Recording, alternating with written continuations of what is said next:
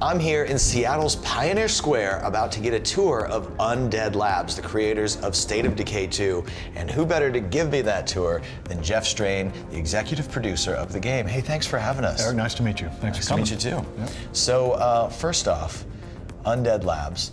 First thing I want to know, where did you come up with the name? Obviously there are zombies in the game, but why labs and not studio? Yeah, well, I mean, Undead Labs just sounds cooler to me, for one thing, but for me what was important, especially going into a very popular genre, like the zombie genre, it was important to project a level of seriousness and credibility that hey, you know, we believe in this so much, we're going to name our studio in a manner that is very consistent with the game we're trying to build. It's Undead Labs. This is the laboratory where we're going to make the ultimate zombie survival game.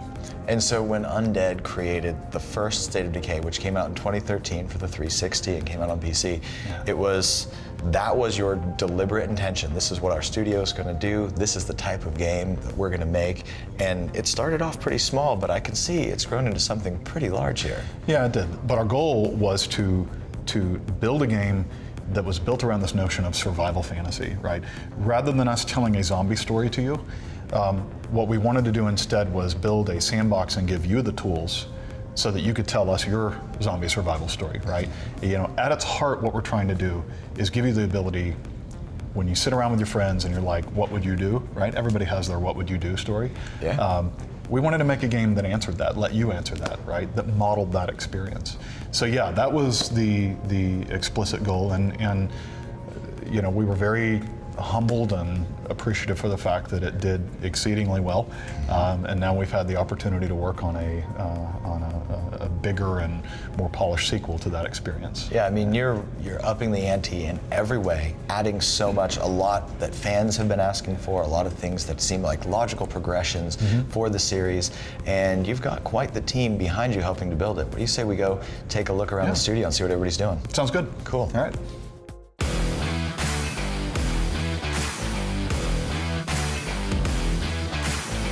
So Jeff, I've got to say, one of the things I noticed right away when we got here is that you're a really cool historic part of town here. You're in a really neat old building, and when you come inside, you can see some of these pillars and decorating. It is not at all what I'd expect, but one of the coolest things about your team is it's a small, close-knit team. You know, everybody, even you, are sitting right out here. You're not in some office tucked away. You're out here with the team. You're making games together as a project of passion. This is something that you love. And that started right at the beginning, right? Yeah, I mean, you shouldn't be in the game industry and you shouldn't be working on games if you don't truly love it and have passion for what you're doing. Most of the people here are either, you know, strong fans of the genre, whether that's the zombie genre or the survival genre, or just the kind of open world sandbox exploration genre. All of those are strong elements of the game, and you can find fans of all of those here. The historic building is a big part of that was just the space that you see, right? You don't see offices or cubicles or anything that puts up barriers or divisions between the team. What we have found is that cross-discipline development is the only way that things really work. So rather than having departments of developers, instead what we do is we say, all right, we need to have awesome combat in the game. So let's grab a couple of designers, a couple artists, a couple programmers, a couple sound guys, producers, a QA person, put them all together. You're a strike team, and your job and your mission is to make combat awesome in this game, right? And they'll all work together as a team to figure out, how do you make combat awesome? What does that look like? What's the design plan for it? They'll make all those decisions, whereas kind of the traditional model is more, you know, the designers will design something, throw it over the wall, the programmers will implement it, throw it over the wall, the artists will make it pretty, throw it over the wall, and the sound guys will add sound to it. So we really needed a space that worked with that kind of development methodology, and the only way you're really going to find that is in some of the more older historic buildings, because more modern buildings tend to be partitioned around offices and cubes. You know, it's interesting that you said that. That's a very unique dynamic as far as the way your team is building the game, and it feels like that's making its way into your final product.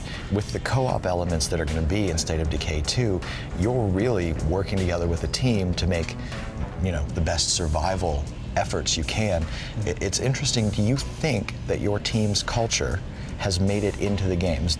is there a sort of synchronicity there? Oh, I think absolutely. Every game you ever play is in some ways going to be a reflection of the culture of the team that made it. Like, you just look at the way the characters are presented in our game. They are not action heroes. They're not big, buff Captain America types. The whole goal for the game is for you to look at the characters that you're playing in the game and think, that could be me. That looks like my friends. You know, the idea is that could happen here. We wanted it to be real people surviving the apocalypse type of experience, and I think that's a sensibility that a lot of people here at the studio bring to it, is that sense of this is for the everyman. This is not just for the people who are exceptionally wealthy or exceptionally good looking or exceptionally buff. It makes it easy to make that experience personal for everybody that's playing. There's a lot of, you know, you can see a lot of personality here. As I look around the room, a lot of cool things.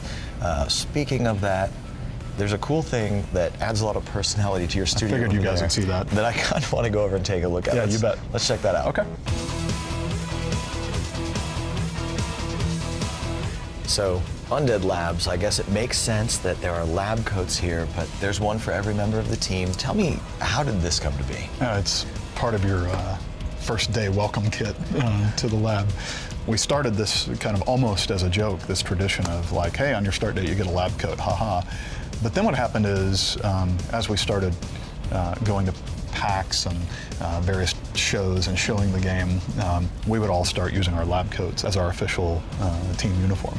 That's awesome. And so if you see us at PAX demoing the game, it's almost a certainty that we'll be in our lab coats. We use them for our all-company portraits and just anytime we call them our dress whites. Yeah, it's just a fun part of being here. I think this one, this one's mine right here. Strain Jeff. So. Strain Jeff. You want to wear it for the rest of the tour? I'll model it for you, but. All right. See now, wait, this is going to be good though. But just to show you, you have to where have I stand. the State of Decay hoodie under it, though. It's very important. Oh wow.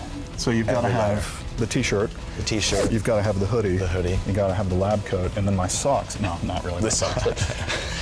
That's an opportunity you're missing. That's right. Socks. That's next up. Yep. All right. Let's head over here. You've got a lot of cool stuff on the wall I want to take a look at. Okay, you bet. Right.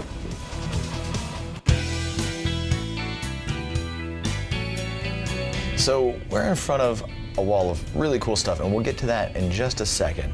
But walking around the studio, it looks like so much of the production of the game is done here. I know a lot of studios sometimes outsource this or that. Tell me all of the things that are going on in this space right now. Yeah, well, the studio is kind of the creative and spiritual core of State of Decay, right? So concept art, core technology, core design, really the vision for the franchise is here. That said, we do have a lot of partners who help us bring it all to reality. Our publisher, Microsoft, they are highly invested in this IP and want to see it be successful as well. And so we work very closely with them. And there are people there who play it just as much as anybody here and have been working with it for almost 7 years and are just as passionate as we are about it. So that's a productive partnership. This production is pretty serious. I think State of Decay 2 is going to be very impressive. Yeah, it was definitely a larger scope and more ambitious title than the first game. This is more of a kind of the traditional retail full package, big budget type of presentation. So it's been humbling and exciting for us to be able to work on something like that. Now let's talk about this. There are cubes and cubes of zombie themed and other kind of cool stuff. This is all here for a reason, right? Yeah. Some of it's inspiration to you, but some of it's from fans? Yeah, absolutely.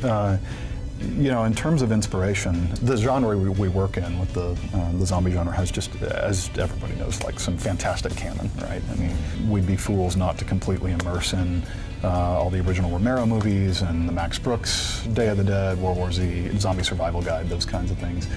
So you're going to find those kinds of books all over here. Also, fantastic board games. We're big believers that core game mechanics should be able to be expressed in terms of board games and card games. In fact, that's a core part of our design methodology. We'll take a mechanic that we'd like to see in the game and we'll actually build a board game around it and see if we can play it. If we can't, then maybe that mechanic is too complicated, right? Video game consoles and computers aren't there to mask complicated mechanics. They're there to draw you into the simulation, but the actual game loop and what you're doing and why should always be something you can hold in your head. You shouldn't rely on a computer to calculate those things for you. So we keep board games around, we play them a lot. It's a core part of how we design. And then yes, there's tons of fan contributed material. This guy here, you can see maybe here behind you, I think one of our fans sent us that. They're an incredibly passionate and creative bunch of people who send us gifts, and we just put them up here. State of Decay controller there for Xbox One. Yeah, this was from, I believe, maybe PAX 2015 custom Xbox One controller. Yeah, a lot of really cool stuff to see here. Well, Jeff, I want to thank you so much for allowing us to come in and sharing with us not just what you're doing here, but really giving some insight into how you build games and the culture of your team. Yeah, you bet. It's been a privilege to have you guys, and take a look around and enjoy the visit.